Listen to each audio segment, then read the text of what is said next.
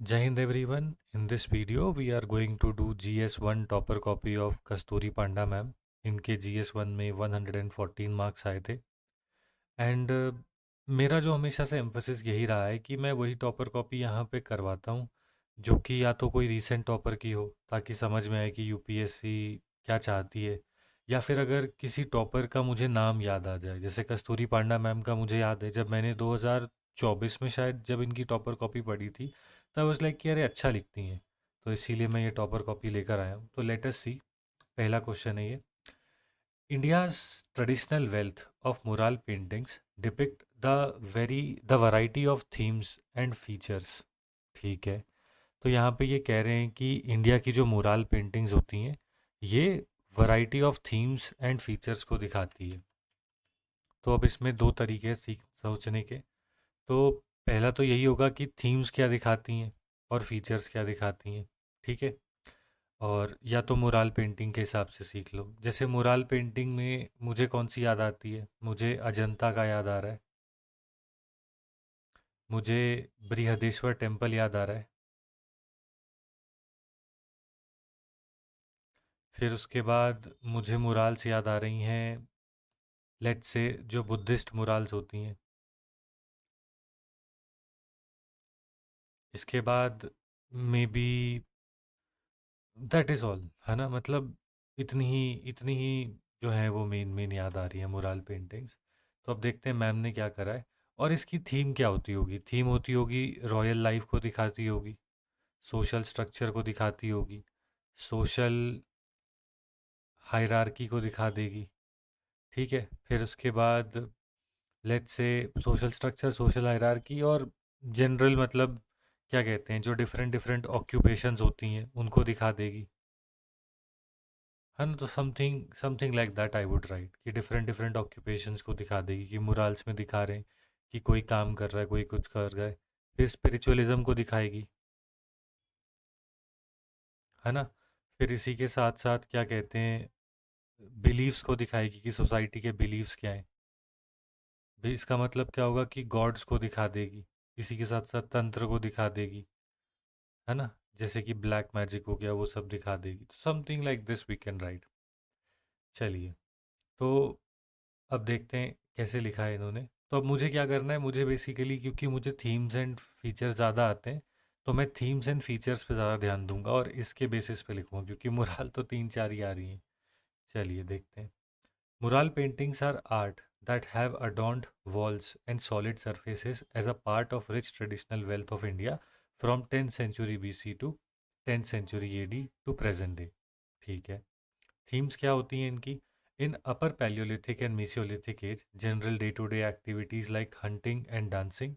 Post Maurya, Gupta, Satavahana age में religious character दिखा, जैसे कि अजंता की पेंटिंग्स बुद्धिस्ट थी और उसके बाद सितान वत्सल की जो कि तमिलनाडु में है वो जैन की हैं.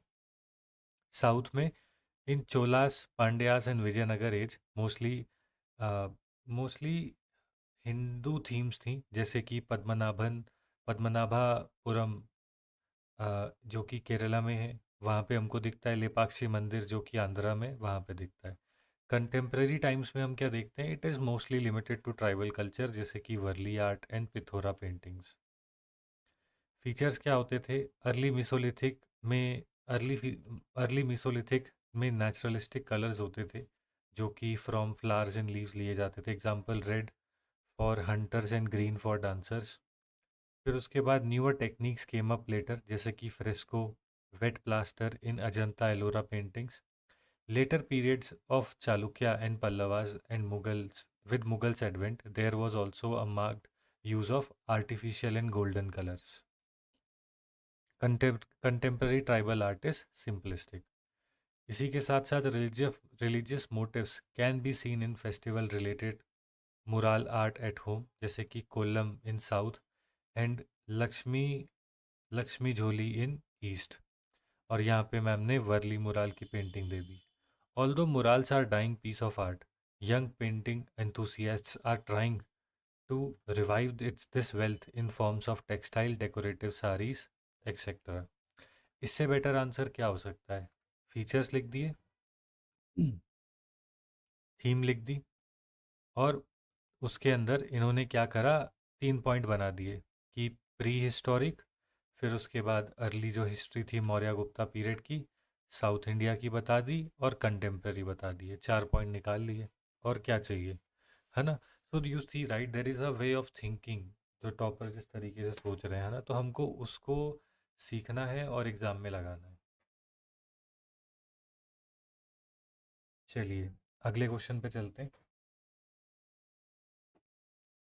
तो यहाँ से हमने क्या सीखा, हमने सीखा कि क्या हम एक टाइमलाइन फॉलो कर सकते हैं क्वेश्चंस को आंसर करने के लिए, तो वी शुड ट्राई दैट। अगले क्वेश्चन पे चलते हैं, धीरे धीरे स्पीड बढ़ती जाएगी। The great uprising of 1857 owes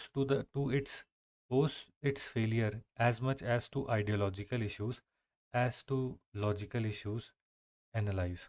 ठीक है, तो मैं इसमें कहूँगा ना कि आइडियोलॉजिकल इश्यूज़ में क्या गैप्स थे वो बताऊँगा, और ये छोटा बताऊँगा, और लॉजिस्टिकल इश्यूज़ जो हैं उसके ऊपर ज़्यादा ध्यान दूंगा, है ना।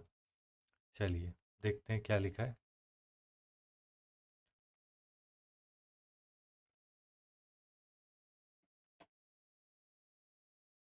तो यहाँ पे लिखा है, the uprising of 1857 was a result of discontent from aggressive revenue administrative and legal practices of British East India company, but failed due to lack of strategy and resources. देख रहे हो कि उसका रीज़न इकोनॉमिक भी था, administrative भी था, और लीगल पॉलिटिकल रीजंस भी थे।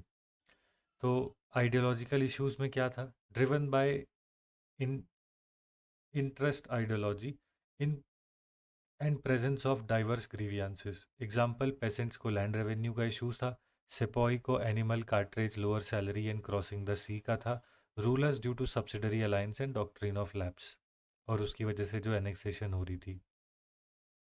Lack of coherence as seen in Nana Sahib Peshwa as aspirant leader even after Bahadur Shah Zafar was declared the emperor. ठीक है, very limited reach concentrated in the north and lack of involvement of common masses. तो regional and limited in to the north, उसका एक diagram बना के बता दिया। Logistical issues क्या थे, traditional techniques of army, British had military superiority. फिर उसके बाद यूनिफिकेशन वॉज नॉट पॉसिबल क्योंकि कम्युनिकेशन लिंक की दिक्कतें थी, but for Britishers it was present. Most use foot soldiers, Britishers जो थे उनके पास मॉडर्न एम्यूनेशन थी। इनसफिशियंसी इन ग्रेन्स थी, not well fed army. Despite limitation successes were seen, जैसे कि Hindu Muslim unity, boost in confidence towards future struggle, V R Savarkar called it first war of independence. फिर उसके बाद शनिंग white supremacy. The Great Uprising of 1857, despite of having its ideological and logistic issues, served as an eye-opener to the British. The Government of India Act 1858 was passed that provisioned no further annexation. बहुत ही बढ़िया, बहुत ही simple चीज़ें लिखी हैं, and this shows that she is well read, क्योंकि बहुत ही ना सिंपल सिंपल चीज़ें, और उनकी जो थॉट प्रोसेस की डेप्थ है वो दिखाती है। कि जब लॉजिस्टिकल इश्यूज लिखा है तो उन्होंने बोला कि मतलब टेक्नोलॉजी में बता दिया, फिर उसके बाद उन्होंने बता दिया कि फुट सोल्जर एंड एम्यूनेशन का, फिर उसके बाद ग्रेन्स का भी बता दिया। कि लॉजिस्टिक्स में हम सोचते हैं तो बस मूवमेंट पे आके रुक जाते हैं। आगे चलते हैं, द स्वदेशी मूवमेंट 1903 से जो 1908 तक हुई, was as much as about स्वावलंबन मतलब self reliance, and swaraj as about swaraj. जैसे स्वदेशी मूवमेंट का जो डिमांड था वो था सेल्फ सेल्फ रूल का, है ना। तो उसमें स्वावलंबन भी था। तो स्वावलंबन हमको कहाँ पे दिखता है, जैसे कि स्वदेशी इंडस्ट्री आई।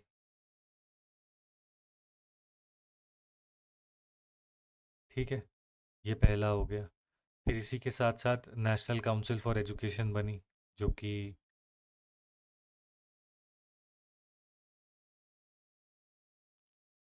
फिर इसके बाद क्या कहते हैं, नए स्कूल्स खोले गए,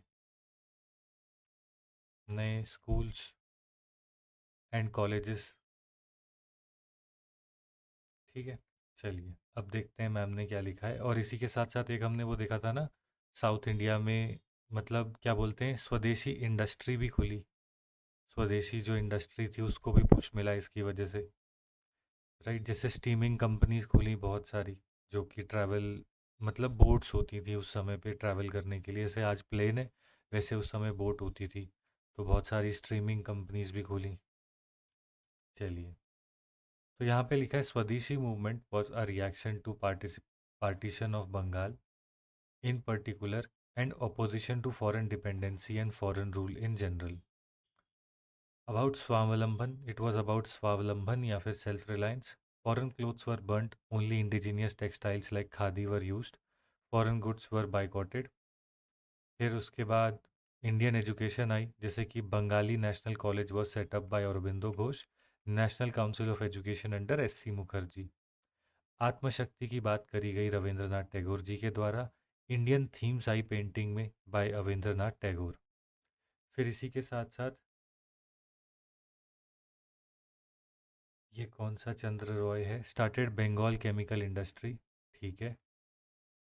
I think Prithvi Prithvi Prithvi Chandra Roy, okay, Pritish होगा या फिर, ओके, तो मतलब बंगाल केमिकल इंडस्ट्री भी आई।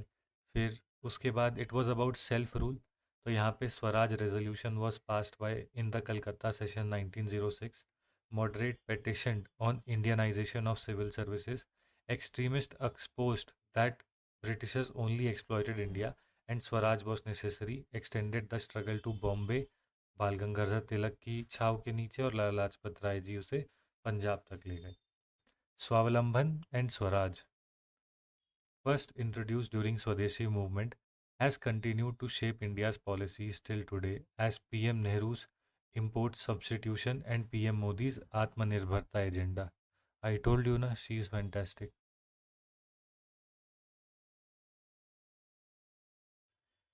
अब ये वहाँ पे मॉडर्न हिस्ट्री और आर्ट एंड कल्चर कंप्लीट हो गया। ये चौथा क्वेश्चन है and this has to be from geography. What are gas hydrates, how are they extracted, identify the potential reserves of gas hydrates present in the world and India. Gas hydrates are chemical combination of methane and natural gas in the interior of Earth that are non-polluting sources of energy, physically resembling ice. CO2 is dry ice and CH4 hydrate, ठीक है। Process of extraction क्या है, pressure inlet होता है hydrate के ऊपर, मतलब pressure डालते हैं, तो फिर उसकी उस जब हाइड्रेट्स के ऊपर प्रेशर डाला जाता है तो they convert it into gas, ठीक है। चलिए बढ़िया। जैसे ऐसा होता है ना, सॉलिड के ऊपर प्रेशर डालोगे तो क्या बनेगा, it will turn into liquid. Liquid के ऊपर प्रेशर डालोगे तो इट विल बिकम गैस। नहीं, उल्टा बोल दिया, गैस है तो गैस के ऊपर प्रेशर डालेंगे तो it will become liquid, liquid के ऊपर प्रेशर डालेंगे तो इट विल बिकम सॉलिड, ठीक है।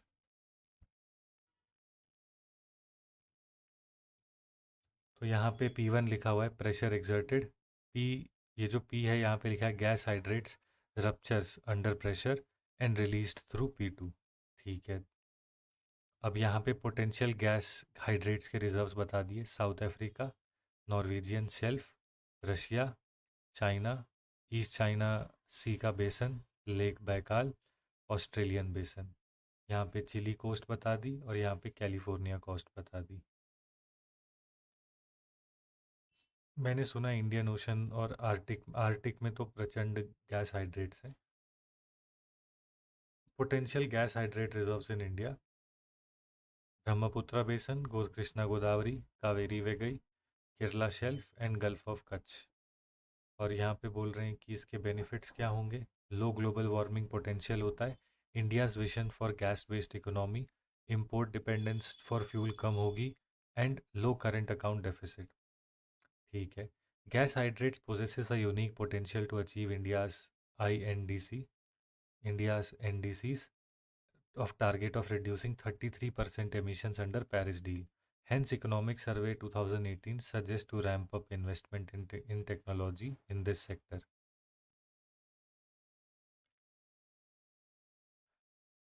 आगे चलते हैं, ये पोस्ट इंडिपेंडेंस इंडिया का क्वेश्चन आ गया।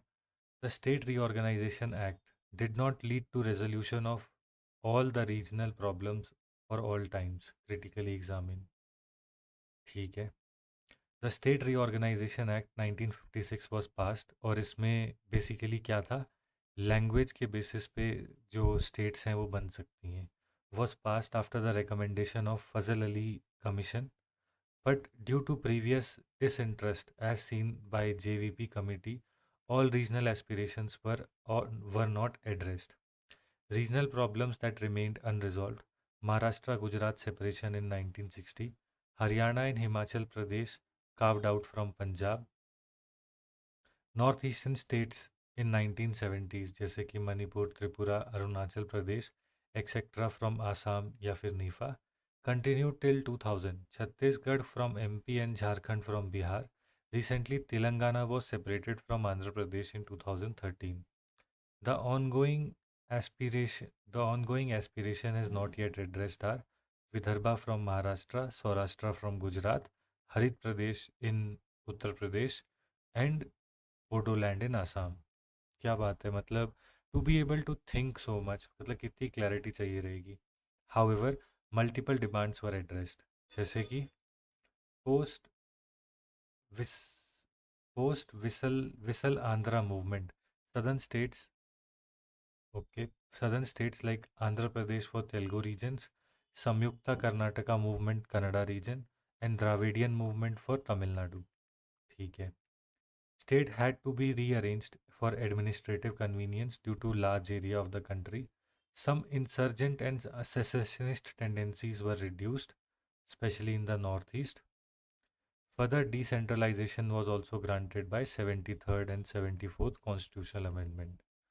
Some some discontent inform to inform some discontent inform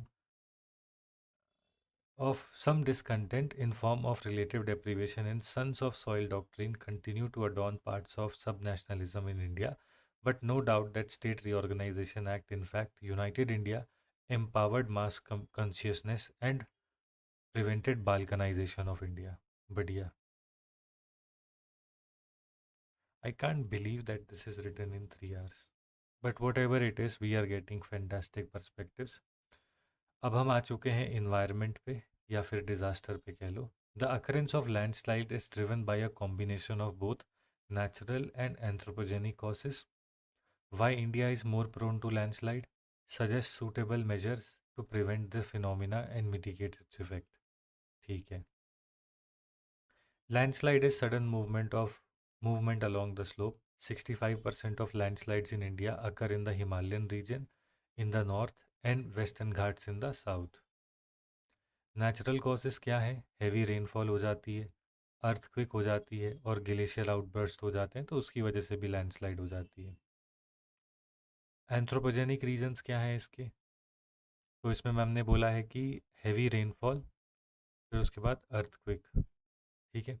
anthropogenic reason क्या होंगे? Unscientific agriculture, removal of top soil, industrial and tourism activities, illegal mining की वजह से, डिफॉरेस्ट्रेशन एंड कंस्ट्रक्शन की वजह से, हिली अर्बनाइजेशन की वजह से, extreme event resulting from global warming. बहुत ही बढ़िया. Why India is prone? Lack of alternative livelihood.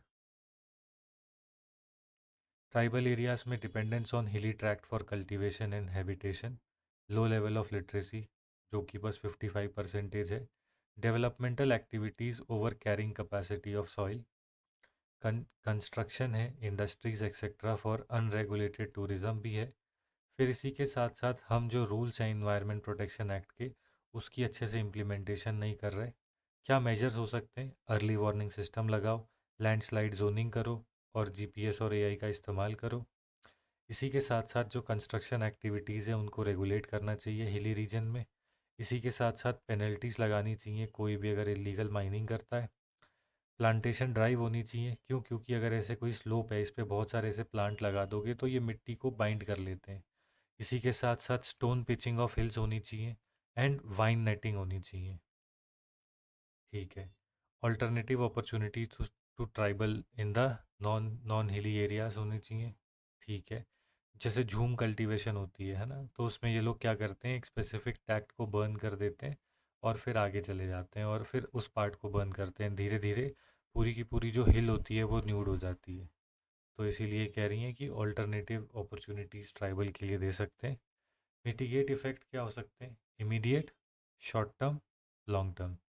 Immediate में क्या है? Use of drone technology to identify affected persons and distribute food and medicine.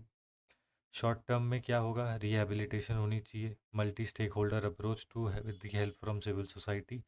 Long term में इंफ्रास्ट्रक्चर को resilient करो, information education and communication awareness generation करनी चाहिए। Okay, अगला question देखते हैं। What are the factors responsible for location of pharmaceutical industry in India? ठीक है। Also give reasons as to why India is emerged as a pharmacy of the world. ठीक है, तो क्या फैक्टर रिस्पॉन्सिबल होंगे?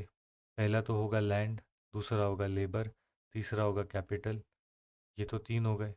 फिर इसके बाद रॉ मटेरियल हो सकता है, टेक्नोलॉजी हो सकती है, ट्रेड के आसपास मतलब मार्केट हो सकता है ना। इसी के बाद टैलेंट भी होगा जिसको कि लेबर कह देते हैं, तो हम उसे टैलेंट कह सकते हैं। फिर इसी के साथ साथ जो स्टेट की पॉलिसी है, अगर नहीं लिखा तो फिर से लिख देते हैं। जैसे हेल्थ जो है वो कंकरेंट में आता है, तो स्टेट की जो पॉलिसी होगी वो भी उसमें आ जाएगी। और फिर उसके बाद हम और क्या लिख सकते हैं? हम ये मार्केट तो लिख दिया है ना, कि मार्केट कितना इम्पोर्टेंट होता है। चलिए, तो फिर इसमें एग्जांपल लिख देंगे, जैसे कि हैदराबाद है ना, तो Hyderabad is known for its pharma industry. क्यों? क्योंकि बेंगलोर भी पास में, हैदराबाद तो है ही, और यहाँ से आप उसको एक्सपोर्ट भी कर सकते हो पास आराम से। India is the largest producer of generic medicines in the world and supplies 50% of global demand of vaccines, emerging as the pharmacy of the world. यहाँ पे बोला है लोकेशनल फैक्टर्स क्या हैं? Concentration in Maharashtra and Gujarat. क्यों? क्योंकि पोर्ट फैसिलिटी है। Labour intensive है तो टैलेंट पूल चाहिए, जैसे कि सीरम इंस्टीट्यूट पुणे में है, तमिलनाडु में है। एक जेनेरिक मार्केट होना चाहिए via PM Aushadhi Pariyojana. Cost efficiency in India compare to US and UK. Diverse ethnic and demographic groups हैं तो greater efficiency in clinical trials. Reasons for India is emerging as the pharmacy of the world. Policy support मिली है, recent production linked incentives had bull for bulk the 100%। FDI allow किया है greenfield pharmacy pharma में, जैसे कि D N Batra, D doctor Reddy and Mankind pharma, ये कुछ ऐसी एमएनसीज हैं। कंपलसरी लाइसेंसिंग है, lesser burden on royalties of payment, royalties to the patent. ये तो नहीं लिखना चाहिए, ठीक है। Promotion of domestic manufacturing of medical devices, ठीक है। तो मैम कह रही हैं कि क्या रीज़न है, मतलब क्वेश्चन एक बार फिर से देखते हैं। तो यहाँ पे बोला है कि what are the reasons why India is emerged as a pharmacy of the world. तो उसके लिए हम क्या लिखेंगे? हम लिखेंगे कि पॉलिसी भी है ना, पॉलिसी भी है, डिमांड है। भाई हमारी अपनी डिमांड है ना, पॉलिसी है, डिमांड है, फिर उसके साथ साथ कैपिटल, इंटर मतलब फॉरेन भी और डोमेस्टिक भी लिंक्ड है। इसी के साथ साथ हम और क्या लिख सकते हैं? Policy, demand, capital. हम मतलब यहाँ पे लिखेंगे ना कि आत्मनिर्भर पुश है, ऐसे करके। फिर उसी के साथ साथ हम लिखेंगे कंटेंजीज लाइक कोविड, है ना, उसने भी हेल्प किया है इसको पुश करने के लिए। फिर कि मतलब कोविड ने एक रिन्यूड अटेंशन दे दिया फार्मा सेक्टर पे। और इसी के साथ साथ हम कहेंगे कि मार्केट भी है ना, closer access to market. Domestic में लिख दिया और वहाँ पे अफ्रीका लिख दिया, है ना। हम रूल करते हैं अफ्रीकन मार्केट को फार्मेसी के हिसाब से, क्योंकि हम सस्ती बनाते हैं। अमेरिकन ड्रग्स फिर महंगे हो ना, क्योंकि उनको तो डॉलर में कमाना है, अपना तो रुपया ही चलता है। मुझे समझ में नहीं आ रहा तीन तीन पन्ने क्यों हैं। अच्छा, तीन है या ये दो ही हैं? अच्छा, दो ही हैं, चलो ठीक है। आगे लिखा है वे फॉरवर्ड क्या हो सकता है? Wider vision of self sufficiency in AP active pharmaceutical ingredients to reduce dependency on China. फिर इसी के साथ साथ affordable health care facilities to पे, अफोर्डेबल हेल्थ केयर फैसिलिटीज़ होनी चाहिए for everyone. In order to cater to future pandemic, adverse disease burden like COVID-19, India needs to further scale up pharma sector to benefit to benefit as economy of scale. तो कह रहे हैं कि अगर हम अपने फार्मा सेक्टर को बड़ा करेंगे तो हम इकोनॉमी ऑफ स्केल का बेनिफिट ले सकते हैं। इसका मतलब क्या होता है, जब आप बहुत सारी चीज़ों को बनाते हो तो आपकी कॉस्ट ऑफ प्रोडक्शन कम हो जाती है। जैसे अगर आप अपने लिए घर पे चिप्स बनाओगे तो महंगे बनेंगे, शायद 10 रुपए के लेस के चिप्स से महंगे तुम्हारे घर पे चिप्स बन जाएंगे। लेकिन अगर तुम वही चिप्स इंडस्ट्री में बनाओगे तो वो 2-3 रुपए के पड़ेंगे, क्योंकि आप बल्क में सामान खरीदते हो ना, तो बल्क में चीज़ें हमेशा सस्ती मिलती हैं।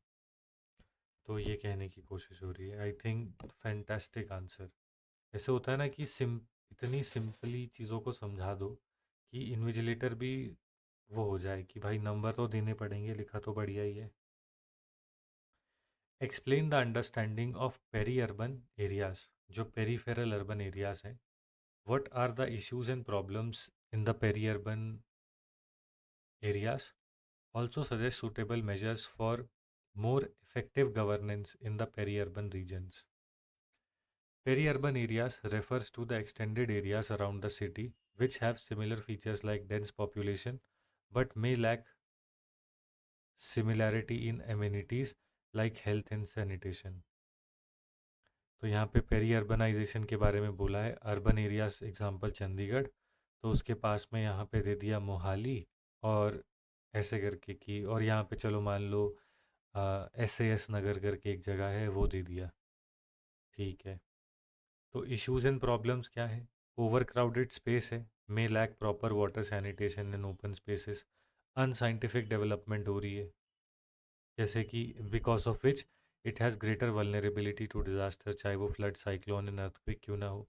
कनेक्टिविटी के इश्यूज हैं, रोड, रेलवेज एंड मेट्रो सभी लैक करते हैं इन एरियाज़ में। फिर उसके बाद लिखा है future risk of slum proliferation है, क्राइम्स हैं, एपिडेमिक्स हैं, थेफ्ट है and low security. Lower access to education and health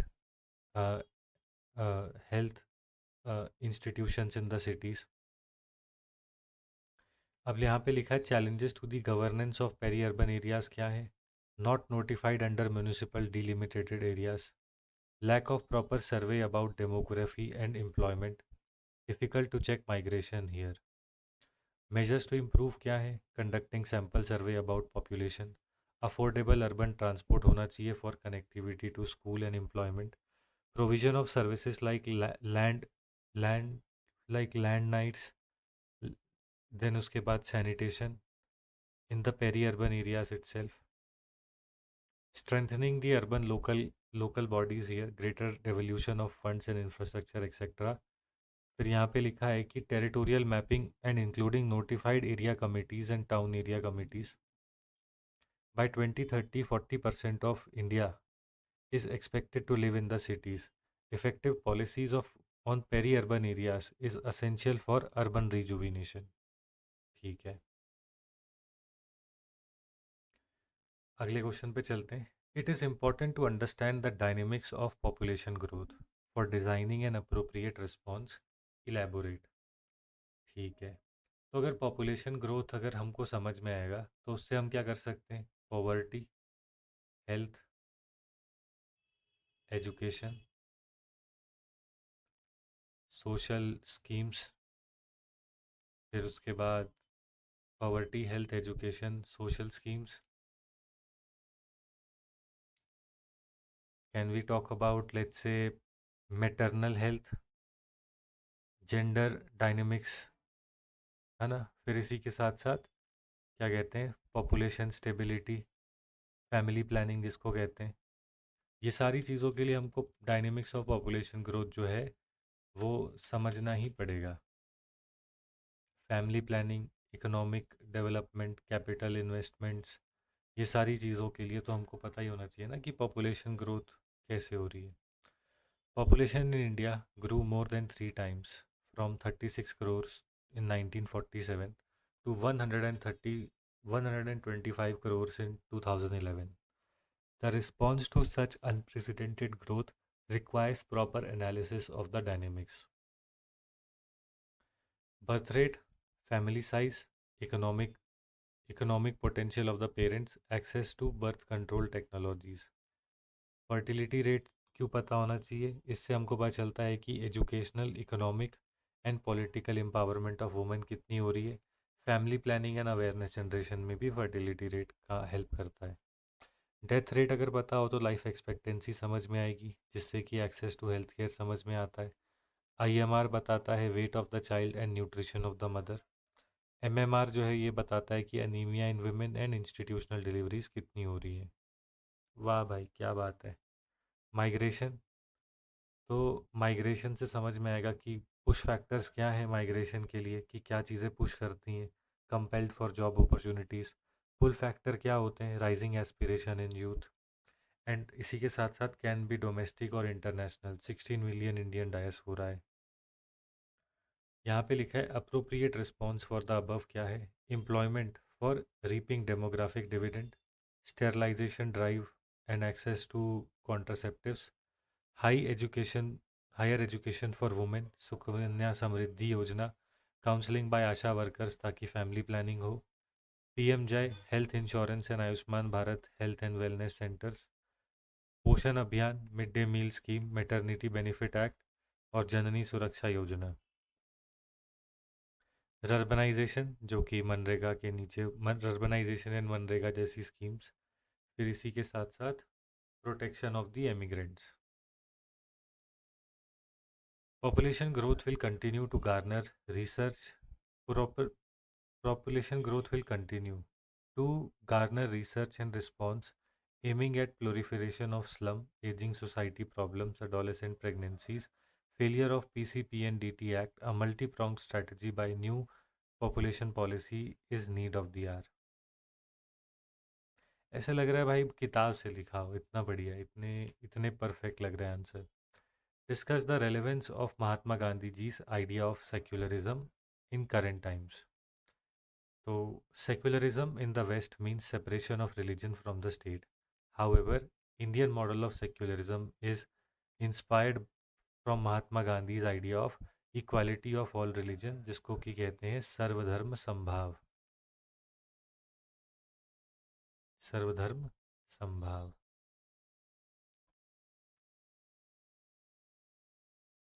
यहाँ पे लिखा है कि methods of secularism, methods of Gandhian secularism क्या है, ये आपको fundamental rights of the constitution में दिखेगा, आर्टिकल 25 टू 28, कि स्टेट सेपरेट नहीं है, स्टेट प्रोटेक्ट करती है रिलीजन को। State funds and aids in upliftment of minorities and lesser privilege, जैसे कि हज सब्सिडी होती है, जियो पारसी स्कीम है, रोशनी स्कीम भी थी एक। फिर उसके बाद यहाँ पे लिखा है जन विकास कार्यक्रम for all minorities. Efforts towards preservation of culture है, जैसे कि हुनर हाट, हमारी धरोहर, विरासत। Religious tolerance by secular festivals and declaration of holidays on Diwali, Eid and Christmas alike. Challenges to secularism in India क्या है, यहाँ पे लिखा है it is a cocktail of poverty, illiteracy and democracy, जो कि है divisive politics like vote bank. Rise in religious fundamental and communalism, जैसे कि 1992 का अयोध्या इशू, फिर 2002 की गुजरात रॉयट्स, 2020 का COVID treatment of Tablighi attendees. State is state is blamed for appeasement politics, Shah Bano case, Muslim women protection act. Disparity के बारे में लिखा हुआ है कि literacy is more than 90% in Parsis but 60% in Muslims. कुछ सक्सेसेस हैं जैसे कि आर्टिकल 142 ऑफ सुप्रीम कोर्ट को सुप्रीम कोर्ट ने इन्वोक किया इन अयोध्या केस, ताकि वो जो रिलीजियस टेंशन्स हैं उनको फाइनली मतलब एक्सटिंग्विश कर सके। Dawoodi Muslim communities to support towards BJP in 2014 elections. यहाँ पे लिखा है इंस्टेड ऑफ स्ट्रिक्ट धर्म निरपेक्षता, गांधी जी सेक्युलरिज्म प्रमोट सर्वधर्म समभाव। India it has kept India United for more than 7 decades with only small sporadic strife.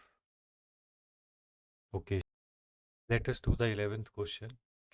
Neither the mode of its inception nor the provisions of the Government of India Act 1935 was agreeable to Indian opinion. ठीक है। Mode of Inception क्या था? May be Simon commission की यहाँ पे थोड़ी सी बात कर सकते, क्योंकि उसी की रिकमेंडेशंस को इम्प्लीमेंट करने के लिए आया था।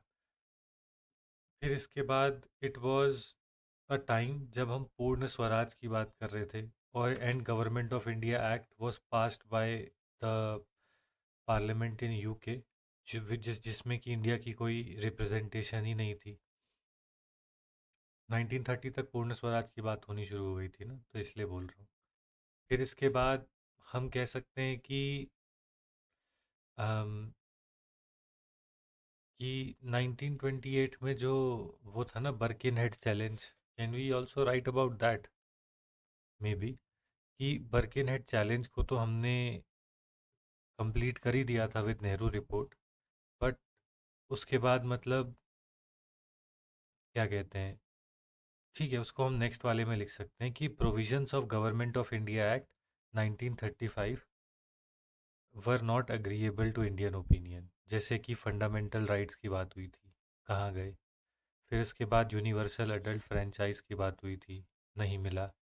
फिर उसके बाद सेपरेट इलेक्टोरेट की बात बंद करनी थी, यहाँ पे सेपरेट इलेक्टोरेट को एक्सटेंड कर दिया। यहाँ पे हम सेल्फ डिटर्मिनेशन की बात कर रहे थे, यहाँ पे ये लोग कह रहे थे कि अब मतलब यहाँ पे फ्रीडम की तो बात ही नहीं हुई। जो हमारा पूर्ण स्वराज का डायलॉग था वही हमको यहाँ पे लिखना है। फिर इसके बाद हमने बात करी थी रिप्रेजेंटेटिव गवर्नमेंट की, तो उसके लिए इसमें कोई प्रोविज़न था नहीं, तो we could write something like that. चलिए, in order to weaken the national movement and overall extension to British divide and rule policy, the Government of India Act 1935 was passed, much to the discontent among Indians.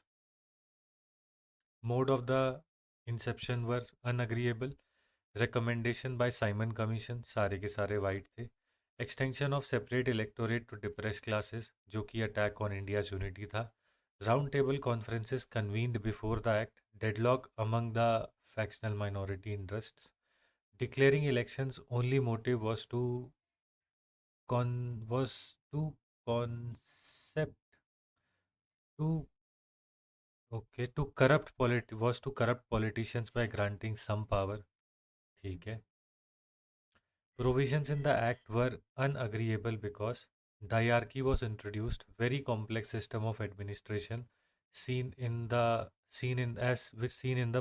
provincial experience in Government of India Act 1919. Governors still had extensive powers of veto, very rigid constitution, low scope of advance and amendment. Franchise was given only to 10% of the population. Dominion status also not mentioned, a post Purna Swaraj declaration during Lahore 1929 Lahore session. Federal court जो है वो establish हो गई, but British privy council still had power of appeal. But despite the opposition to government of India act 1935, Congress and other parties contested elections and accepted office acceptance. Some positive outcomes क्या थी? Land reforms हो गई, national planning committee हो गई, और national level political leadership भी आई. Overall, due to its detail and comprehensive nature, some provision of government of India act 1935 like federal division of power, provincial list, concurrent list was federal list was incorporated in Indian constitution later. Thus, Government of India Act 1935 was quite opposing to Indian opinion due to its inception mode and provisions. It was seen as a major landmark in the colonial history of India. ये शायद दिख नहीं रहा होगा क्योंकि थोड़ा शायद photo लेते टाइम कैमरा हिल गया. तो यहाँ पे लिखा है quit India movement unfolded across the country in various trends formats elaborate. ठीक है, तो क्विट इंडिया मूवमेंट कहाँ से स्टार्ट हुआ? जितना मुझे याद आ रहा है, गोविला टैंक से. ठीक है. फिर हमने देखा कि ऑल इंडिया, मतलब बोला ना वेरियस ट्रेंड्स एंड फॉर्मेट्स, तो ऑल इंडिया आज़ाद दस्ता एक्टिव हो गया अंडर चंद्रशेखर, अंडर जेपी. ये पहला हो गया. दूसरा, हम लिख सकते हैं अंडरग्राउंड रेडियो के बारे में, जो भी मोटा मोटा हमको अच्छे से याद आए उसके बारे में लिख सकते हैं। फिर इसी के साथ साथ इंडिविजुअल सत्याग्रह तो था ही। फिर इसी के साथ साथ हम ये कहेंगे कि कांग्रेस की जो काडर्स थे वो विलेज लेवल तक जा चुके थे, जिसकी वजह से जो मासेस हैं उन्होंने ओपनली पार्टिसिपेट करा। फिर इसी के साथ साथ वी ऑल्सो सी कि क्विट इंडिया मूवमेंट के समय पैरेलल गवर्नमेंट्स जो थी, है ना, वो भी आ गई। जैसे कि शायद हमने कहाँ देखी थी, सतारा में, और हमने एक और जगह पे देखी थी मिर्ज़ापुर में भी उसका वो बात होती है, यूपी बिहार के बॉर्डर के आसपास। जौनपुर जौनपुर जौनपुर बलिया बलिया, हाँ आई थिंक बलिया ही था, है ना। मैंने भी काफ़ी टाइम से रिवीजन नहीं करी, सीधा ही आंसर ये लेके बैठ गया हूँ, बिकॉज क्योंकि आई ऑल्सो वांटेड टू सी कि कितना याद रहता है। तो पैरेलल गवर्नमेंट्स आ गई, है ना, तो अलग अलग तरीके हो गए, है ना, लिखा ना वेरियस ट्रेंड्स एंड फॉर्मेट्स। तो ये सारे थे। फिर इसी के साथ साथ जो स्कूल के बच्चे थे उन्होंने वानर सेना बना ली। ठीक है, चलिए। After the failure of August offer and Cripps mission due to offering of dominion status unacceptable to Indians, Mahatma Gandhi and other congressmen decided to start full-fledged struggle. Quit India movement was declared in August 1942 Govilla Tank Bombay, which saw participation from different sections and format across the country. समझ में आ रहा है ना कि revision कितनी ज़रूरी है। इसीलिए मैं तो ये कहूँगा कि प्रीलिम से पहले आप एक बार मेंस के सिलेबस की रिवीजन कर लो, और जब प्रीलिम्स हो जाए तो अपने दिन को तोड़ लो ऐसे ब्रिक्स में, कि एक दिन में मैं 2 सब्जेक्ट करूँगा, और 2 सब्जेक्ट में मान लो कि मैं 10 घंटे ले रहा हूँ, तो 5 आवर्स रिविजन, और फिर उसके बाद 1 hour of writing. Trends and formats, attack on symbols of authority जैसे कि रेलवे ट्रैक्स, टेलीग्राफ लाइंस।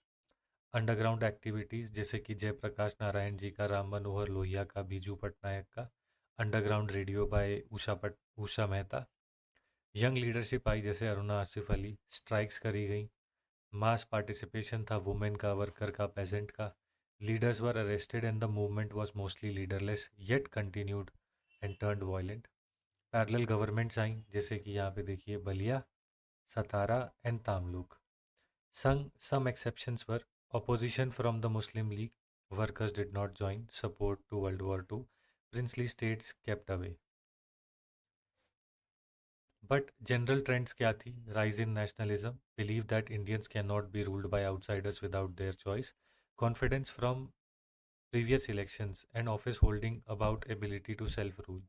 हाँ, बात तो सही है। मतलब वो यही कहते थे, जो हमारे फ्रीडम फाइटर थे, वो कहते थे कि वर्ल्ड वॉर से पहले जब 1938, if I am not wrong, 1938 के जब इलेक्शंस हुए, राइट, तो बहुत सारे जो लीडर्स आए, मतलब बेसिकली सेंट्रल लेवल पे डायरकी आ गई थी ना। और सेंट्रल लेवल पे जब डायरकी आई तो लोगों ने यही कहा, मज़ा आया ना 1938 में जब हम तुम्हारे चीफ मिनिस्टर थे, ये थे, तो लोगों ने कहा मज़ा तो आया। तो बोलते हैं हमारे साथ रहोगे तो अंग्रेज़ों को अब भगा भी देंगे। तो इसीलिए ज़्यादा पार्टिसिपेशन आई 1942 में। सत्याग्रह, पावर ऑफ मासेस दिख गई। Later Quit India movement was brutally suppressed by the British government, to which Gandhi ji started fast and hunger strike. Such efforts ultimately led to crushing of white man's burden theory and ultimately Indian independence in 1947. Fantastic. इससे ज़्यादा और आदमी क्या ही लिख देगा। And did you see one thing, मैं अपनी तारीफ नहीं कर रहा हूँ, what I am just saying is कि भाई मैंने नहीं पढ़ा, मैं रिवाइज नहीं कर रहा हूँ, और मैम तो ये प्रीलिम्स और मेंस के बीच में लिख रही हैं, बट कुछ ऐसे पॉइंट्स थे जो कि I was able to think and I was able to write. So इसीलिए mains is also a game of thinking, है ना। रशियन रेवोल्यूशन 1917 की बात आ गई है। It was not just a political but economic as well as was economic as well. तो इसमें ना मैं बिगिनिंग में लिख देता, poverty is the parent of revolution and crime. And this was visible in the during the Russian revolution as well, ऐसे करके लिख सकते थे। Russian revolution 1970 was aimed at dismantling the Tsar regime. At the same time, it brought in an economic overhaul of the privilege-based society. ठीक है, तो यहाँ पे ये कह रहे हैं ना कि political as well as economic था, तो पॉलिटिकल कम, इकोनॉमिक ज़्यादा। एब्सोल्यूट मोनार्की थी, डिवाइन राइट ऑफ किंगशिप, तो मोनार्की जो थी वो एब्सोल्यूट थी और इनकॉम्पिटेंट भी थी, करप्शन थी, और जो क्लर्जी था, राइट, जो चर्च था, वो उसकी बहुत ज़्यादा इंटरफेरेंस थी इन मोनार्की। ठीक है, फिर उसके बाद यहाँ पे कह रहे हैं कि इकोनॉमिक कॉजेज़ क्या थे, कि टैक्सेशन ज़्यादा थी, exploitation of peasant workers and people, ये भी थी। फिर इसी के साथ साथ जो नोबिलिटी थी, it paid almost no taxes. फिर इसी के साथ साथ यहाँ पे लिखा है constant involvement in wars, world war one fought against the people's wishes, very slow industrialisation हो रही थी यहाँ पे। अदर कॉजेज़ क्या थे, यहाँ पे लिखा है कि प्रिविलेज बेस्ड सोसाइटी थी, no no privilege based society, no representation of commoners in the government, more than 90% of tax paid by the people. ठीक है, lavish lifestyle, wasteful expenditure of the clergy and nobility. इसी के साथ साथ leadership मिली, जैसे कि Lenin की। Lenin ने तो कहा ही ये था कि as soon as I come to power I will take Russia out of war, है ना। एंड उस लेनिन ने कहा था कि war is the reason we are poor, as soon as I come to power we will take Russia out of war. And इसी के साथ साथ हम इकोनॉमिक ग्रोथ करेंगे साइंस को फॉरवर्ड करते हुए। तो ये चीज़ जो है लोगों को लगा कि यार बात तो बढ़िया है, ठीक है। और बाकी लेनिन जो था वो सोशलिज्म की बात तो करता ही था, मार्क्स की कम्युनिज्म की बात होती थी। कॉन्सिक्वेंसेस क्या हुए, मोनार्की गई, Alexander Kerensky termed termed interim government, who formed an interim government which represented the common people. Power of the church was reduced and democracy, secularism and socialism जो है वो आने लगी। इकोनॉमिक में प्रोग्रेसिव टैक्सेशन आई, industrialisation को thrust मिला, transport and communication boost हुए, जिससे एम्प्लॉयमेंट भी जनरेट हुई। अदर्स क्या थे, it led to confidence in the capacity of common man to self rule and rise of the working class movement. Thus, Russian Revolution had both political and economic components, which further highlighted the limitation of Russian society, leading to Russian Revolution in 1922. यहाँ पे बोल रहे हैं कि what are the factors responsible for excessive rainfall and flooding in Assam every year? ठीक है, discuss its overall impact on the state. Factors excessive flooding क्या होगा, ब्रह्मपुत्र, पहला तो यही होगा। फिर उसके बाद टोपोग्राफी, तीसरा क्या होगा, सॉइल कैरेक्टरिस्टिक्स,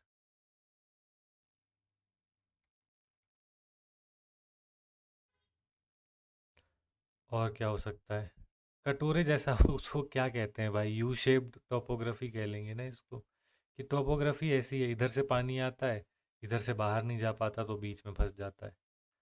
फिर इसके स्वम्पी है ना, सॉइल कैसी है, स्वम्पी है, जिसको क्लेई सॉइल कहते हैं। फिर उसके बाद और क्या लिख सकते हैं हम,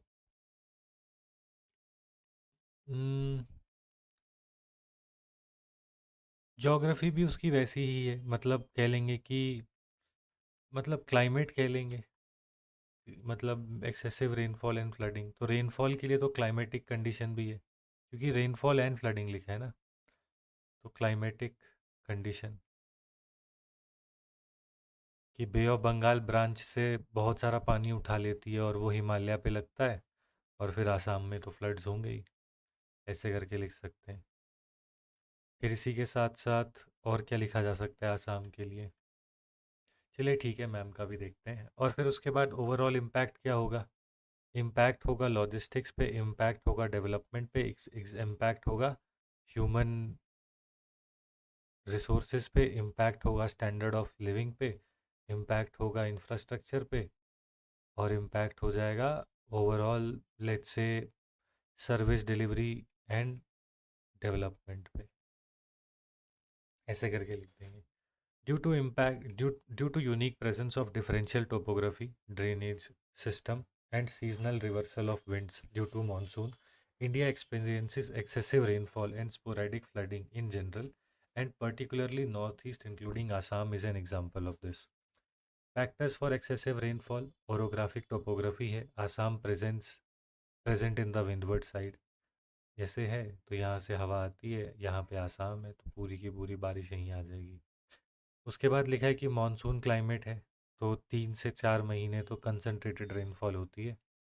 नॉर्थ ईस्ट जो है वो एडवांसिंग एंड रिट्रीटिंग दोनों मानसून में से मतलब बारिश को पाता है। Factors responsible for excessive flooding क्या है? ग्रेटर विड्थ ऑफ ब्रह्मपुत्रा बेसन, हाइयर वाटर लोड।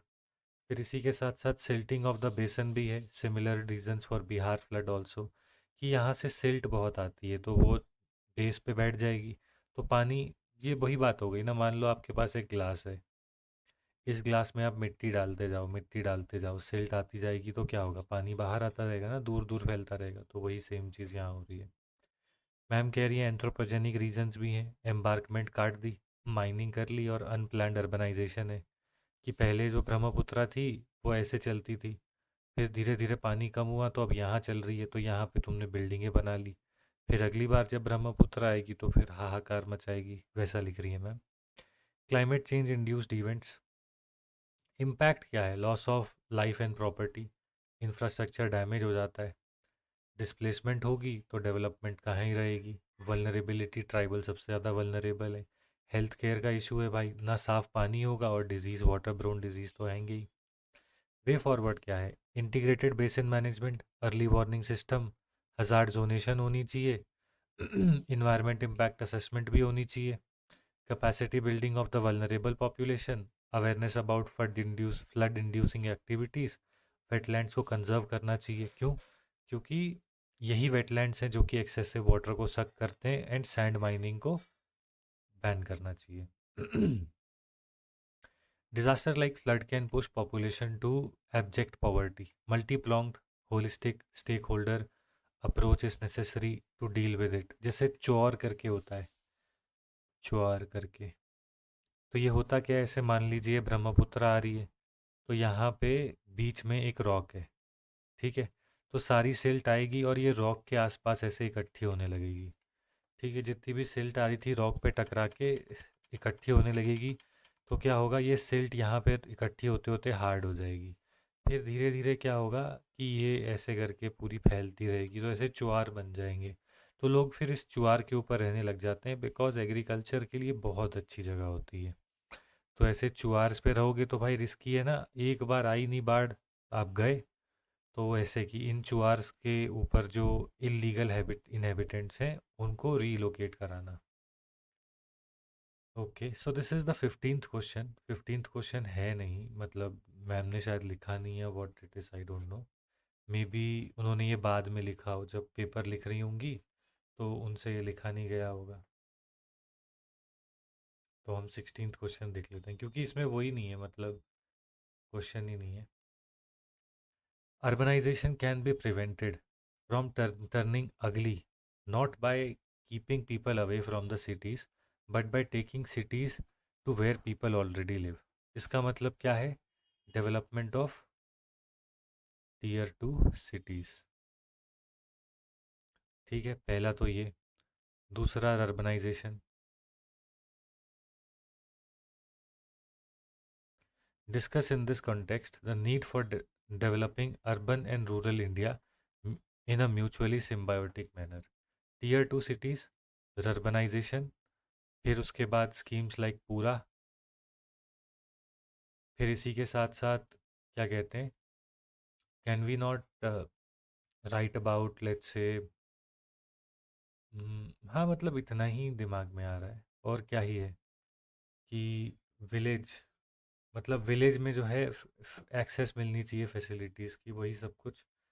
और यहाँ पे लिखा है कि नीड क्या है, व्हाट इज़ द नीड, है ना, तो नीड क्या है भाई, सिंपल सी बात है, माइग्रेशन कम होगी,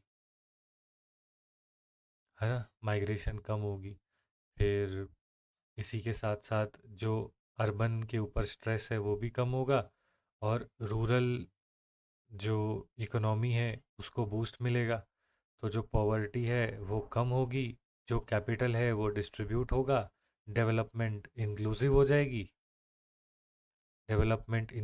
जाएगी, एंड जो कैपिटल है वो मतलब बेसिकली डिस्ट्रीब्यूट हो जाएगा, है ना, अक्रॉस इंडिया, वो कंसंट्रेटेड नहीं रहेगा। एंड क्या कहते हैं, कॉस्ट जो है वो कम होगी, क्योंकि सिटीज़ में तो कॉस्ट बढ़ती जा रही है ना, तो कॉस्ट ऑफ प्रोडक्शन भी कम हो जाएगी अगर हम न्यू एरियाज़ के अंदर न्यू एरियाज़ को डेवलप करेंगे तो। चलिए, और इसी के साथ साथ स्टैंडर्ड ऑफ लिविंग जो है वो भी इंक्रीज़ होगा, एंड कॉस्ट ऑफ लिविंग भी नीचे आएगी क्योंकि न्यू एरिया है ना। The former president doctor APJ Abdul Kalam had suggested the scheme Pura, that is providing urban amenities in rural areas in order to develop urban and rural areas in rural India in a urban and rural India symbiotic development. ठीक है। How is current urbanisation अगली? Over urbanisation हो रही है, population explosion हो गया मुंबई दिल्ली बेंगलोर जैसी जगहों में। अंडर अर्बनाइजेशन हो जा रही है, क्यों? क्योंकि 60% of India still lives in the rural areas. Proliferation of slums हैं, Dharavi slums world's largest slums. Lack of basic amenities जैसे कि रोटी कपड़ा मकान पानी, वो सब चीज़ें, पावर कट्स होती हैं, long commutation and price rise तो है ही। सच में भाई मतलब बहुत बहुत बहुत मुश्किल है सिटीज़ में रहना अगर आपके पास मतलब सोर्स ऑफ इनकम नहीं है तो। मतलब it is really really, city is very ugly for somebody who does not have money in their pocket. Causes of migration from rural to urban क्या है भाई? पहला तो एम्प्लॉयमेंट है, दूसरा है एजुकेशन, तीसरा है बेटर स्टैंडर्ड ऑफ लिविंग, और तीसरा है हेल्थ। हाँ मतलब अगर आप ध्यान से सोचो, गरीब आदमी क्यों आएगा? बच्चों की एजुकेशन के लिए अपने बच्चे को भेजेगा, या फिर खुद की एम्प्लॉयमेंट के लिए, मेरे पापा बीमार है मम्मी बीमार है तो हेल्थ के लिए, है ना। और क्या ही है, मेन तो यही है भाई, बाकी तो आप कुछ भी बोलते रहो, है ना। बेटर स्टैंडर्ड ऑफ लिविंग कहाँ भाई? किसी को इंडिया में स्टैंडर्ड ऑफ लिविंग किस गरीब को चाहिए? उसको तो पैसा ही चाहिए, है ना। वो स्टैंडर्ड ऑफ लिविंग होती तो स्लम्स में थोड़ी रहता। If the above aspirations can be addressed in the rural areas itself, pressure on the urban areas can be reduced. कैसे भाई?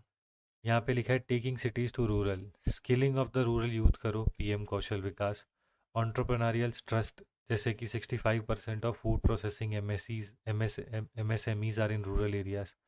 ठीक है। मॉडर्न एम्यूनिटीज़ प्रोवाइड करो, internet water electricity. Better learning avenues दो, new education policy, primary education, e learning, है ना, common service centre. फिर इसी के साथ साथ प्राइमरी हेल्थ केयर सेंटर्स को रिवैम्प करना, ताकि डिजीज़ प्रिवेंशन के ऊपर ध्यान दिया जा सके। हेल्थ केयर में आयुष्मान भारत है, upgrading PHCs to wellness centres, private hospital in rural areas by PPP and viability gap fund. At the same, the government is also holistically developing urban areas by PM Awas Yojana, urban areas में smart water and smart electricity and internet facilities by smart city mission. Amrut scheme थी for holistic development of urban spaces, green areas बना रहे हैं, open spaces बना रहे हैं, aesthetics and plantation, जैसे कि नगर वन, है ना। टेक्निक्स भी लिख देना, मियायाकी टेक्निक्स से green green forestry. Aforementioned challenges and solutions are to be holistically considered for urbanization and SDG goal number 8, employment to all Indians, rural हो या urban हो। बढ़िया।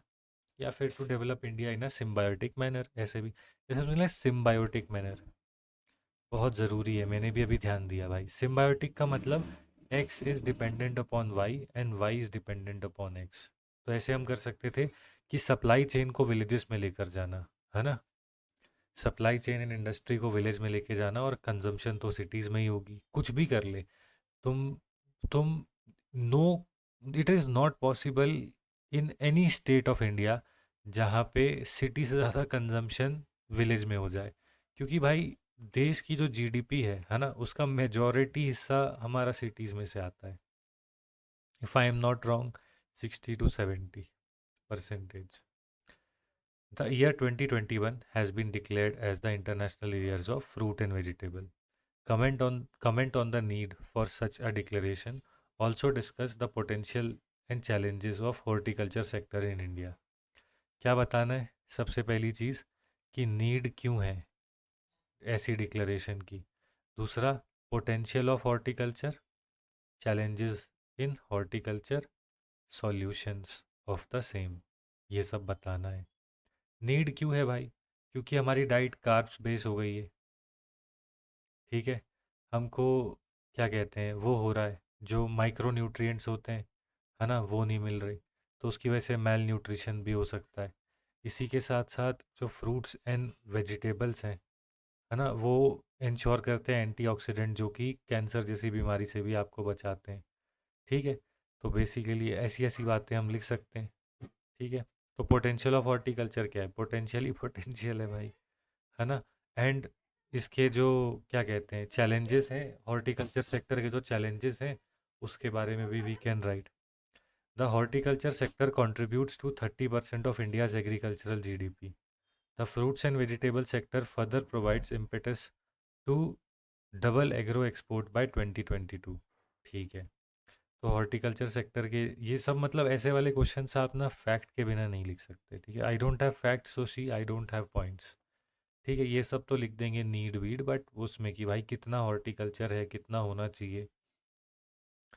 India's vision is being augmented by, जैसे मेरे ख्याल से India largest producer है या सेकंड लार्जेस्ट प्रोड्यूसर है फ्रेश फ्रूट्स एंड वेजिटेबल्स का. India's vision of is being augmented by UN declaration of 2021 as international year for the same. Need for it क्या है? Nutritional security.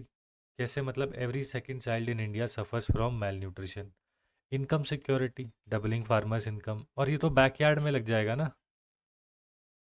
You can you can do this in backyard. तो हम कहेंगे कि भाई इससे हमारी कॉस्ट ऑफ लिविंग भी कम होगी. मेरे दिमाग में तो शास्त्री जी का एग्जांपल आया, जिन्होंने कहा था कि जब PL 480 वाला सीन था कि अपने बैकयार्ड में फ्रूट्स एंड वेजिटेबल्स लगाओ. डाइवर्सिफिकेशन ऑफ फूड बास्केट भाई स्पोराडिक इन्फ्लेशन से बचाता है. जैसे कि पल्सेस एंड अनियंस कितने महंगे हो गए थे. Tomato.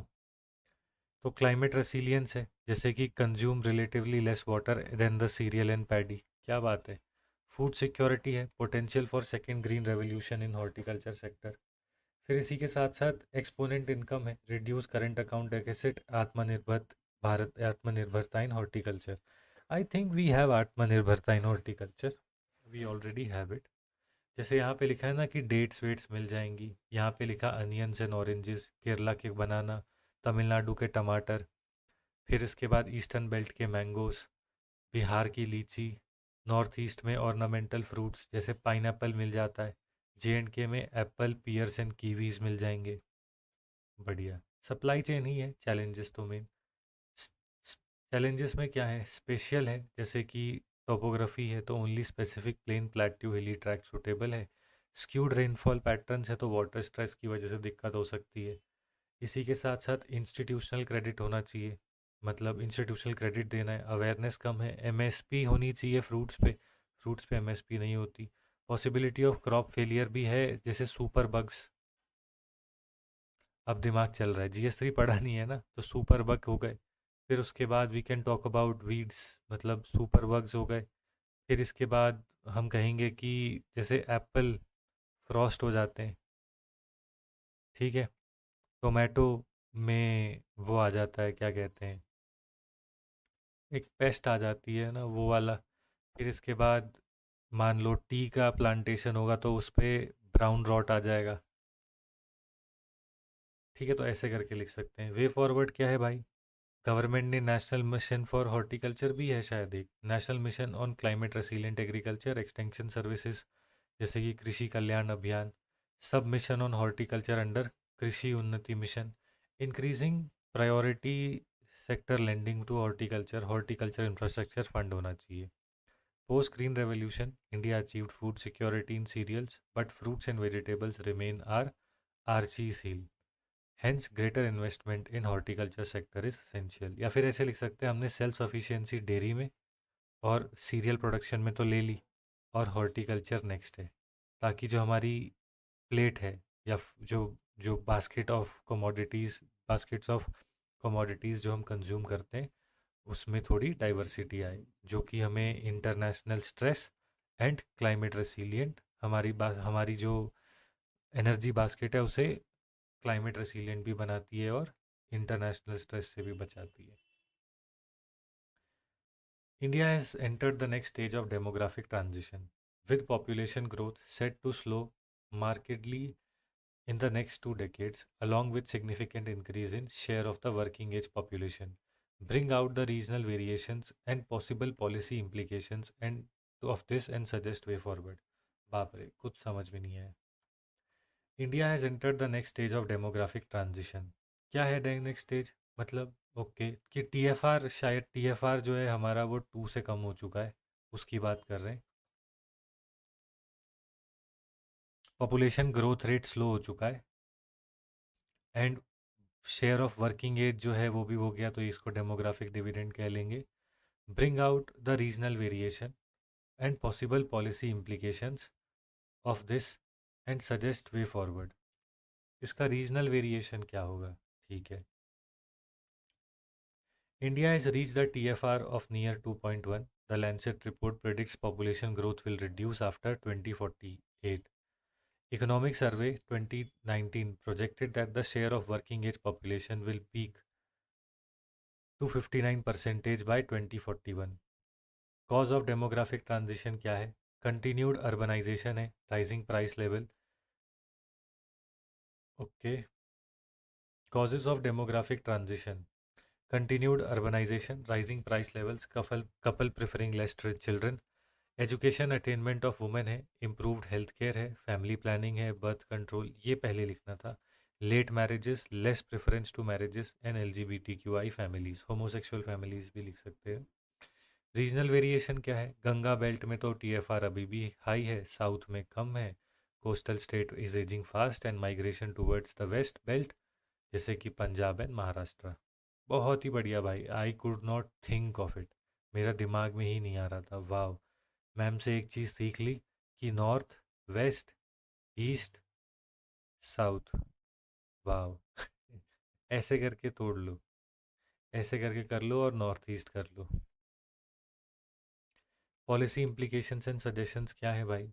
Ensuring quality education, job opportunity होनी चाहिए. माइग्रेशन अगर हो रही है तो one nation one ration card, फिर उसके बाद पीएम जय का जो कार्ड होता है ना, वो होना चाहिए. Seamless accessibility across India for government social security schemes, ऐसे लिख सकते हैं. Gujarat model, migrant card for education of children. फिर उसके बाद affordable rental homes under PM Awas योजना.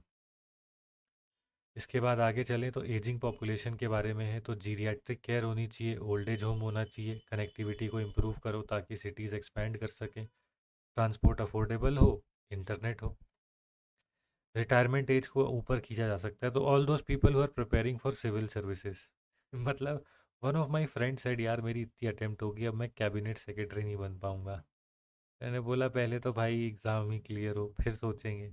But think also in this way, no, let's say that you will become cabinet secretary in maybe आगे चल के 25-30 सालों में, तो भाई एज भी तो पुल हो जाएगी ना आगे को. जो रिटायरमेंट एज है अगले 30 साल में पुल हो जाएगी. कि मतलब पुश हो जाएगी, क्योंकि आर्मी में ही ऐसी डिस्कशन शुरू हो गई थी, तो सिविल सर्विसेज में हो ही जानी, क्योंकि आर्मी तो वैसा है ना कि इट इज़ अ खड़ी, जैसे कहते हैं ना, बेल्ट की नौकरी है. It is a combat role है, तो कॉम्बैट रोल में तो सबसे पहले आदमी को रिटायर करते हैं.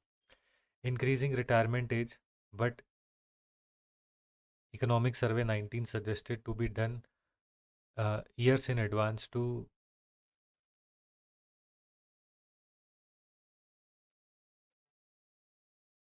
ओके, मुझे ये समझ ही नहीं आया ये वाला पॉइंट, बस इतना पता चला कि increasing the age of retirement. ठीक है.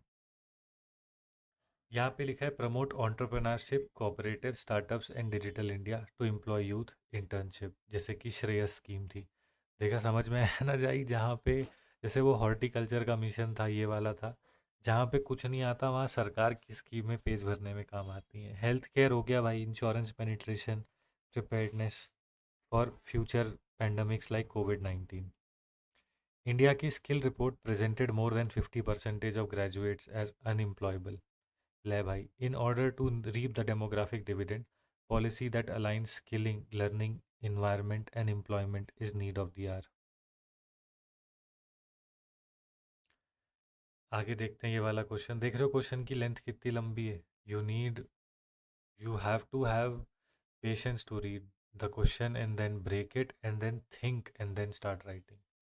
India is no longer largely largely chronically poor. ठीक है, we accept. It is now more unequal and vulnerable with pockets of deep poverty. Accepted. Its future shared prosperity will depend to a large extent on how social protection system evolves and catches up with diversity and demography. Accepted. ठीक है, तो लिख सकते हैं pockets of deep poverty है. ठीक, north east, east India, फिर उसके बाद बिहार, ऐसे करके लिख देंगे. और बाकी अर्बन एरियाज में स्लम डेवलपमेंट है ना. आई वॉज शॉक्ड, मतलब उसमें लिखा था 20 या 30% of all people living in cities they live in slum. I was like अरे क्या बात कर दी. UNDP report mentioned that India lifted 270 million people out of multidimensional poverty in the decade, which is the fastest in the world. This means that India is no longer chronically poor. But Oxfam report suggests that 1% of the richest India control 4 times more wealth than the bottom 70% of Indians. This means inequality deeply persists in India. Social protection system to lift the diverse pockets of poverty. Constitutional provisions हैं for reservations in SC and ST in parliament, legislature, jobs, reservations for OBC also. Legal provisions भी हैं जैसे कि protection of child civil rights है, autonomy to minority educational institutions, triple तलाक. कुछ schemes भी हैं जैसे कि ट्राइफेड MSP अनाउंस करता है, जन विकास कार्यक्रम, स्कॉलरशिप, सब्सिडीज. फिर उसके बाद credit to empower religious minorities. Social protection for demographic pockets जैसे कि कॉन्स्टिट्यूशन वही सेम चीज़ लिखी, रिजर्वेशन, लीगल में मैटरनिटी बेनिफिट, पॉक्सो. हाँ, ये मेन था लिखने वाला. डिसेबल्ड पर्सनस के लिए रिजर्वेशन है, posh for preventing sexual harassment, बच्चों की सेक्सुअल हैरेसमेंट के लिए पॉक्सो. फिर ओल्डर पीपल के लिए डिसेबल्ड पर्सन रिजर्वेशन है, and protection of older person उनके लिए भी एक्ट है. स्पेसिफिक स्कीम्स भी हैं जैसे कि जेंडर बजटिंग, PM वय Vandana Yojana, child development, anganwadi services, and disables के लिए भी हैं जैसे लिम मैन्युफैक्चरिंग करती है सरकार, सरकार की कॉरपोरेशंस, नेशनल लिम मैन्युफैक्चरिंग कॉरपोरेशन है, ऐसे कुछ नाम है. Other vulnerabilities that have to be addressed क्या है भाई. जो चाइल्ड सेक्स रेशो है वो ड्रॉप हो रहा है. फिर इसके साथ साथ पेट्रियार्कियल सेटअप्स हैं जैसे कि जो कि विमेन एम्पावरमेंट में एक हिंड्रेंस बन के आती हैं.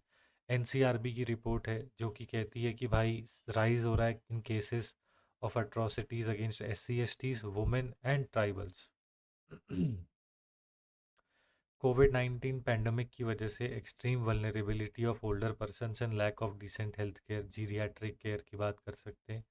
डिसेबिलिटी तुम देख रहे हो जो ऊपर लिखा है वही सेम चीज़ लिखा है ना. Disability vulnerability to disaster in almost 3.3 to 4% higher. Rise of youth unrest, lack lack of skill employment, drug abuse है, जिवेलाइन डेलिक्वेंसी भी है. To reap the demographic dividend and unity in diversity for New India 2022, it is essential that all sections of India are uplifted from inequality and vulnerability. ठीक है, देख रहे हो ma'am का भी वही है कि जहाँ पे कंटेंट कम पड़ रहा है वहाँ पे एक ही चीज़ बचाने आती है सरकार की स्कीमें GS1 में. एंड ऑफ कोर्स जो general perspective which we develop over time. Impact of globalization in cultural sphere has most generally been viewed in pessimistic light. In this context, critically examine how globalization is transforming Indian society. यहाँ पे लिखा है cultural globalisation refers to free movement of cognitive जो कि है idea, information, technology, and non cognitive. I want to read the question again. यही तो दिक्कत है, impatience. You don't read the question and then you write whatever the hell you understand. The impact of globalization in culture and you see desperation to finish, तो last के question में ये ज़्यादा होती है, इसीलिए प्रेफर करता हूँ या प्रेफर करते हैं बहुत सारे लोग कि लास्ट के क्वेश्चन 10 मार्कर हो भाई। ठीक है। Impact of globalization in cultural sphere has most generally been viewed in a pessimistic light. Okay, कि मतलब वैसे कि कल्चर में क्या होता है, रिएक्शन हो जाता है ना। जैसे अभी हमारे यहाँ पे है कि औरत जो है अपना शरीर ढक के चले, ग्लोबलाइजेशन की वजह से मान लो वो शॉर्ट्स पहन रही है या टाइट क्लोथ्स पहन रही है, तो क्या होगा, जो रिएक्शन होगा ना, लड़ रही है ट्रेडिशनल वैल्यू और global value. In this context critically examine how globalization is transforming Indian society. समझ गए? तो हम कैसे स्टार्ट करेंगे, पहले हम लिखेंगे कि रिएक्शन होता है, तो ग्लोबलाइजेशन कैसे ट्रांसफॉर्म कर रही है, हम कहेंगे कि मॉडर्नाइजेशन ऑफ इंडियन ट्रेडिशन पहला, दूसरा वेस्टर्नाइजेशन, तीसरा क्या कहते हैं, एक ग्लोबल आइडेंटिटी, और चौथा एक मेजरिंग रॉ मेजरिंग रॉड मिल रही है जिससे कि हम हमारी प्रैक्टिसेस को जज कर पा रहे हैं। और इसमें एग्जाम्पल क्या दे दिया, लेट्स से चाइल्ड मैरिज, इसमें एग्जाम्पल क्या दे दिया, लेट्स से जेंडर वायलेंस, है ना, ऐसे करके।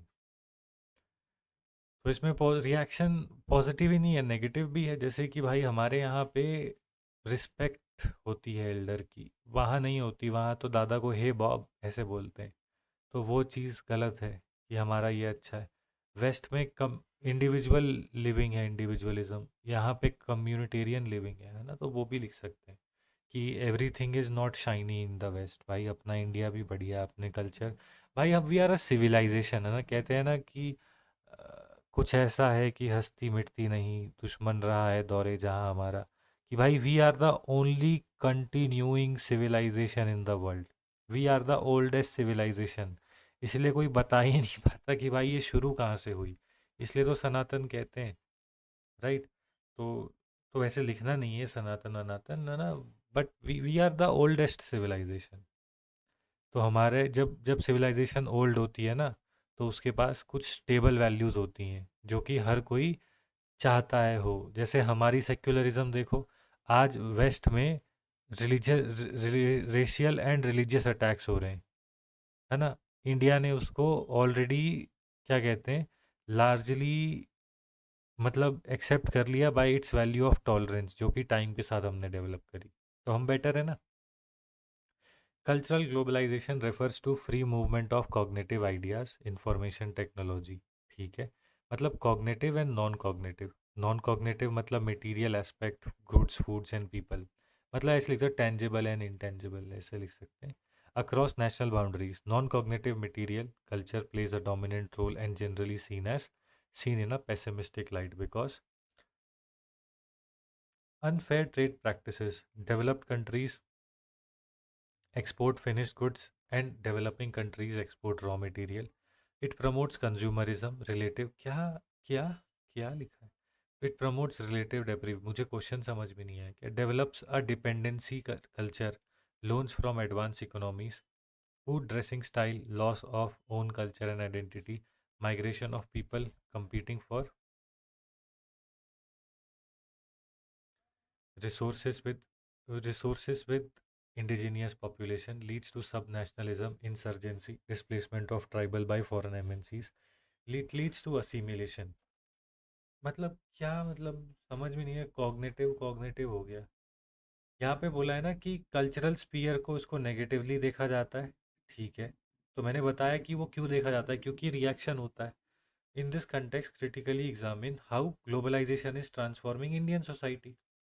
ठीक है, तो दो चीज़ें हो रही हैं, एक हो रहा है कि रिएक्शन हो रहा है, एक हो रहा है कि वैल्यूज़ कंफर्म करती हैं इंडियन वैल्यूज़ के साथ, और एक है कि उसको वो सुपर मतलब ट्रांसफॉर्म कर दे रही हैं। However, cognitive transformation of society is not seen as a pessimistic one, मतलब जो दिमाग में ट्रांसफॉर्मेशन होती है। मॉडर्न आइडियाज़ आ रहे हैं जैसे कि सेक्युलरिज्म, इगैलिटेरियन वैल्यूज़, इंडिविजुअलिज्म। इसी के साथ साथ एम्पावरमेंट की वैल्यूज़ आ रही है, इग्नोरेंस जो है वो कम हो रही है, जैसे मी टू मूवमेंट हो गई है ना, जिससे कि जेंडर एम्पावरमेंट हो रही है। न्यू एवेन्यूज़ ऑफ एम्प्लॉयमेंट है, गिग इकोनॉमी हो गई, प्लेटफॉर्म वर्कर्स हो गए, एग्जांपल ओला हो गया या urban clap etcetera. Undermining traditional caste, kinship and structures, जो पैरोकियल आइडेंटिटीज़ हैं वो नीचे जा रही हैं और अचीव्ड आइडेंटिटीज़ ऊपर जा रही हैं। अचीव्ड मतलब जो मैंने अचीव किया, जैसे आईएएस, ये तुम्हारी अचीव्ड आइडेंटिटी है। हम क्षत्रिय हैं, ये तुम्हारी पैरोकियल या फिर कह लो कि एस्क्राइब्ड आइडेंटिटी है, ये लेके पैदा हुए थे। Industrialisation of the villages reduces income divide. फिर लिखा है ट्रांसफ़र ऑफ टेक्नोलॉजी है, 5G revolution, IOT, electric vehicles, assisted reproductive technology. Work from home concept है, flexibility to women for both job and child. While Saxena Committee report on displacement of more than 80 lakh tribals for development projects on the ill effect of globalization, FDI inflow, international collaboration has accentuated India towards the path of 5 trillion economy. Thus, globalization can be said to be a mixed blessing. Okay, ठीक है, बढ़िया. So this was ma'am's copy. I think barring one और two question, मेरे तो वो 10 से 15 हो जाते हैं मेन एग्ज़ाम में. I think this is a topper copy which I want to read before my GS1 का पेपर, ताकि मैं कुछ ऐसे आंसर्स लिख के आऊँ, specially the first 15 answers. Fantastic.